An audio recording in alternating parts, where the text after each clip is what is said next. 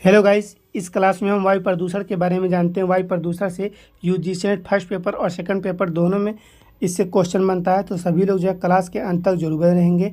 अगर आप चैनल पर नए हैं, चैनल को प्लीज़ सब्सक्राइब कर दीजिए। वायु प्रदूषण, वायु में होने वाली जो प्रदूषण है उसी को वायु प्रदूषण कहते हैं। ये कोई जो है गहरी बात नहीं है, आप लोग जानते हैं। चलिए, किससे प्रदूषण होता है तो इसके बारे में हम जो है जानते हैं। सबसे पहले थोड़ा सा ये देख लेंगे, जीवाश्म ईंधन का जलना, इससे भी प्रदूषण होता है। औद्योगिक उत्सर्जन से भी जो वायु प्रदूषण होता है। मोटर वाहन से जो निकलने वाले धुएँ हैं उससे भी वायु प्रदूषण होता है। ठीक है ना। जहाँ से क्वेश्चन बनता है उसको हम पूरा डिटेल में देखने वाले हैं। ठीक है। घरेलू गतिविधियों से भी जो है वायु प्रदूषण होता है। और प्राकृतिक घटनाएं कुछ होती हैं जिससे वायु प्रदूषण होता है, तो इससे जो है क्वेश्चन बनता है। जैसे ज्वालामुखी विस्फोट, जंगल की आग, धूल के तूफान जैसी प्राकृतिक घटनाएं भी वायु प्रदूषण में योगदान करती हैं। ठीक है। अन्य कारण भी हैं, वनों की कटाई, पराली जलाना, बढ़ती जनसंख्या, ये भी जो है प्रदूषण है। ठीक है ना। इससे भी वायु प्रदूषित होती है। चलिए, अब जो है मेन कॉन्सेप्ट को देखते हैं हम। यहाँ पर आप ध्यान देंगे जहाँ से इम्पोर्टेंट क्वेश्चन बनता है। वायु प्रदूषण का कारण बनने वाली प्रमुख गैसें, प्रमुख गैसों से जो है इम्पोर्टेंट क्वेश्चन बनते हैं। तो यहाँ से हम लोग देखने वाले हैं। ठीक है ना। आप पीडीएफ लेकर के पूरा डिटेल में इसको देख सकते हैं। और पूरा क्लास देखने के लिए आपको प्लेलिस्ट वाले सेक्शन पर जाना होगा। प्लेलिस्ट वाले सेक्शन पर जा करके आप पूरा क्लास देख सकते हैं। साथ ही लाइव सेक्शन से जुड़ के क्लास देख सकते हैं। ठीक है ना। चलिए, अब वायु प्रदूषण के कारण होने वाली प्रमुख गैसें। ठीक है ना। वायु प्रदूषण का कारण बनने वाली प्रमुख गैसों में कार्बन मोनोऑक्साइड, जिसे CO कहते हैं, carbon dioxide CO2, sulphur dioxide SO2, nitrogen oxide NOx और ओजोन O3 जिसे कहते हैं। ठीक है ना। ये प्रमुख गैसें हैं। चलिए, आप एक एक के बारे में पूरा डिटेल में हम देखते हैं। कार्बन मोनोऑक्साइड, कार्बन मोनोऑक्साइड की अगर बात करें, यह एक रंगहीन, गंधहीन गैस है। ठीक है ना। गंधहीन और रंगहीन गैस है जो वाहनों और औद्योगिक प्रक्रियाओं के द्वारा उत्पन्न होती है। यह ऑक्सीजन के साथ मिलकर रक्त में जाने से शरीर के अंगों को नुकसान पहुंचा सकती है। ठीक है ना। ये जो है रक्त में मिल जाती है। कार्बन डाइऑक्साइड, कार्बन डाइऑक्साइड की अगर बात करें दोस्तों, यह एक रंगहीन गैस है जो जीवाश्म ईंधन के दहन यानी जलने से, श्वसन से उत्पन्न होती है। ठीक है ना। यह ग्रीन हाउस गैस और जलवायु परिवर्तन में योगदान करती है। उसके बाद जो है सल्फर डाइऑक्साइड, सल्फर डाइऑक्साइड की अगर बात करें दोस्तों, ये भी जो है, अगर इसके कारण की अगर बात करें तो इसके कारण से जो है सूजन वगैरह होता है, स्वास्थ्य में जो है कमी देखने को मिलती है। चलिए देखते हैं। यह एक रंगहीन, तीखी गंध वाली गैस है जो जीवाश्म ईंधन के दहन यानी जलने से, औद्योगिक प्रक्रियाओं से उत्पन्न होती है। यह एसिड वर्षा का प्रमुख कारण है और फेफड़ों में सूजन और अन्य समस्याओं को ट्रिगर कर सकती है, बढ़ा सकती है। ठीक है ना। आगे भेज सकती है, समस्या को तैयार कर सकती है। ठीक है ना। आप बीमार हो सकते हैं। उसके बाद नाइट्रोजन ऑक्साइड, नाइट्रोजन ऑक्साइड की अगर बात करें दोस्तों, यह एक समूह है जिसमें विभिन्न गैसें शामिल हैं जो वाहनों, औद्योगिक प्रक्रियाओं और बिजली संयंत्रों से उत्पन्न होती है। यह एसिड रेन और ओजोन के निर्माण में योगदान करती है। ठीक है ना। कौन कौन गैसें हैं जो बहुत इंपॉर्टेंट हैं, ठीक है ना, आपको याद कर लेना है। इसमें से आपको बता दिए हैं। उसके बाद O3 जिसे ओजोन के नाम से जाना जाता है, इसको हम देखते हैं। ओजोन की अगर बात करें दोस्तों, तो ओजोन एक रंगहीन गैस है जो निचले वायुमंडल में बनती है। ठीक है ना।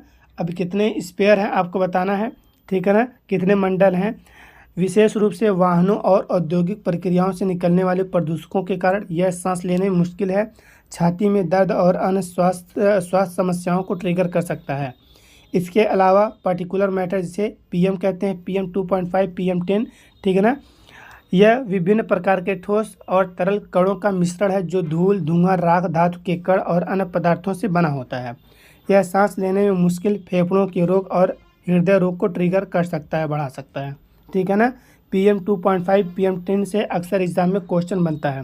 तो चलिए, कुछ इंपॉर्टेंट क्वेश्चन लेकर के आए हैं जो आपके लिए बहुत इंपॉर्टेंट है। इससे कॉन्सेप्ट और आपका क्लियर हो जाएगा। ठीक है ना। क्वेश्चन नंबर फर्स्ट आप सभी के सामने है। निम्नलिखित में से किस वायु प्रदूषक का सापेक्षिक विषैलापन सबसे अधिक है। ठीक है ना। Carbon monoxide, hydrocarbon, oxide of sulphur, oxide of nitrogen. ठीक है ना। इसका जो ऑप्शन होगा सभी लोग कमेंट में बताएंगे। ठीक है। ऑप्शन ए इसका करेक्ट होगा, कार्बन मोनोऑक्साइड। ठीक है ना। यह सापेक्षिक विषैला सबसे अधिक है। ठीक है ना। वायु प्रदूषण का सापेक्षिक विषैलापन। ठीक है ना। ऑप्शन ए आपका करेक्ट होगा। तो आप इसको यहाँ से पूरा डिटेल में देख सकते हैं। चलिए क्वेश्चन नंबर 2 आप सभी के सामने है। एक प्रारूपिक महाद्वीपीय सूक्ष्म एरोसोल में इसके संघटक के अनुसार निम्नलिखित में से कौन सा संघटक बहुतायत है? Sulphate, organic carbon, element carbon, nitrate. ठीक है, सभी लोग बताएंगे। एक प्रारूपिक महाद्वीपीय सूक्ष्म एरोसोल में इसके संघटक के अनुसार निम्नलिखित में से कौन सा संघटक बहुतायत है? तो सल्फेट। ऑप्शन ए आपका करेक्ट होगा। ठीक है ना। क्वेश्चन नंबर 3 आप सभी के सामने है। बायोगैस में दूसरी अधिकतम मात्रा किसकी होती है? Hydrogen, sulphide, sulphur dioxide, methane, carbon dioxide. ठीक है ना, बताएंगे सभी लोग इसमें से कौन सा ऑप्शन आपका करेक्ट होगा। इसका जो ऑप्शन होगा डी कार्बन डाइऑक्साइड आपका जो है बायोगैस में दूसरी अधिकतम मात्रा किसकी होती है? तो कार्बन डाइऑक्साइड। ठीक है ना। सबसे अधिक किसका होता है? मीथेन 50 से 75%, फिर कार्बन डाइऑक्साइड, फिर नाइट्रोजन, फिर हाइड्रोजन। ठीक है ना, समझ में आ गया। उसका चौथा नंबर क्वेश्चन आप सभी के सामने है। निम्नलिखित में से किस प्रदूषक का वायु में न्यूनतम उपस्थिति काल है? ठीक है ना। Nitrous oxide, nitric oxide, nitrous oxide, chlorofluorocarbon, methane. ठीक है, सभी लोग बताएंगे इसमें से कौन सा ऑप्शन आपका करेक्ट होगा। न्यूनतम उपस्थिति काल है वायु प्रदूषक में। ठीक है ना। चलिए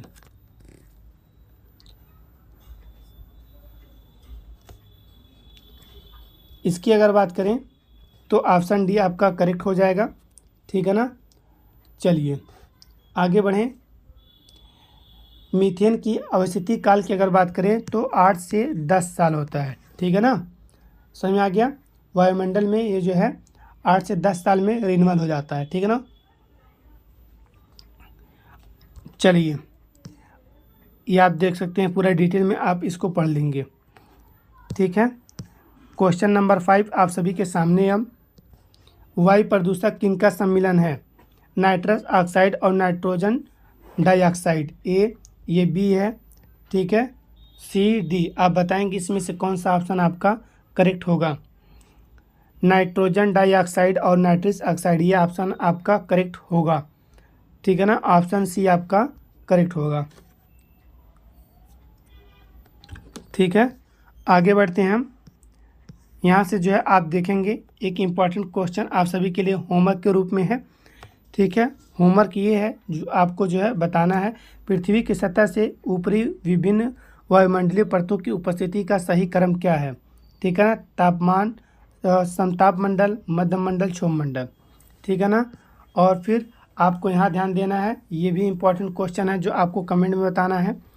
निम्नलिखित में से कौन सा आवाहन जन्य प्रदूषक है? क्लोरोफ्लोरोकार्बन, कार्बन मोनोऑक्साइड, हाइड्रोकार्बन, कणकीय पदार्थ, कणकीय द्रव है। ठीक है, आप सभी को ध्यान देना है। यूजीसी के प्रिपरेशन के लिए मूनलाइट स्टडी चैनल पर आप सभी के लिए जो है जियोग्राफी का क्लास 5:30 बजे से चलाया जा रहा है। ठीक है, 5:30 बजे से, और फर्स्ट पेपर का क्लास 6:30 बजे से प्रोवाइड किया जा रहा है। सभी क्लासेस आपको जो है जून 2025 के प्रिपरेशन के लिए मिला है, तो सभी लोग प्रिपरेशन करेंगे। तो अगर आप चैनल पर नए, चैनल को प्लीज़ सब्सक्राइब कर दीजिए और बेल आइकन को प्रेस कर दीजिए। ये वीडियो अपने दोस्तों में शेयर जरूर कीजिए। अगर आप इसका PDF लेना चाहते हैं टेलीग्राम चैनल ज्वाइन करिए। ठीक है ना, वहाँ से आप इसको डाउनलोड कर सकते हैं। Thank you.